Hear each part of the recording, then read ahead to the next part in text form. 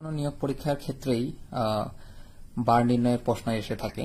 তাহলে আমরা বার নির্ণয়ের ক্ষেত্রে আমাদের একটা মনে রাখতে হবে কি যে 7 দিন পর পর একটি বার হয়। 7 দিন পর পর একটি বার হয়, ঠিক আছে। তাহলে যদি একটা কোনো নির্দিষ্ট বার দেওয়া থাকবে তখন আমরা কি করব এবং কতদিন পর বার করতে হবে, তখন আমরা কত দিন যেটা থাকবে সেটাকে আমরা কি করব 7 দ্বারা ভাগ করব। তাহলে 7 35 এর মধ্যে কয়বার যাবে? 5 7 35।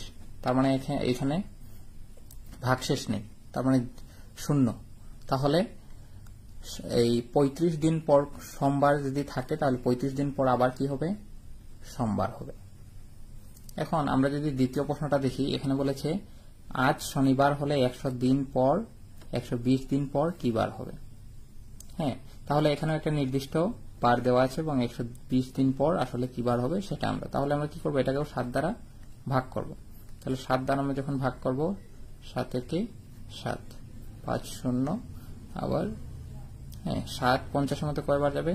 7 7 49। তাহলে 50 থেকে 49 কত আমার 1 থাকে। তাহলে এখানে ভাগশেষ কত থাকবে? 1 থাকবে।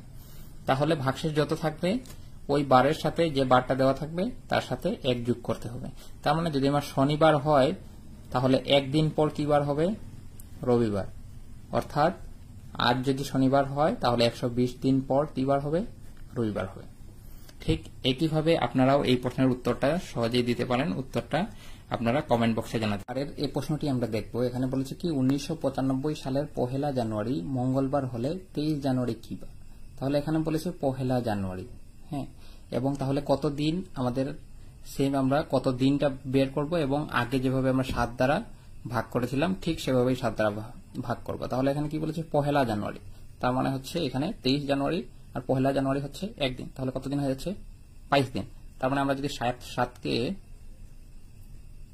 22কে যদি 7 দ্বারা ভাগ করি কত হয়? 3 7 21। তাহলে থাকবে কত? 1। তার মানে মঙ্গলবারের, ঠিক আছে, 23 জানুয়ারি কি বার হবে? একদিন পর কি বার হবে? বুধবার হবে।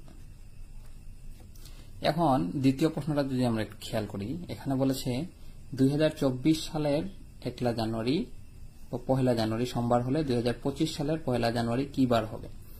ঠিক 1 জানুয়ারি থেকে 1 জানুয়ারি পুরা একটা সাল। তখন আমাদের কি করতে হবে? খেয়াল করতে হবে যে আমাদের যে সালটা দেওয়া আছে সে সালটা লিপ ইয়ার কিনা। এখন লিপ ইয়ার আমরা কিভাবে বুঝবো?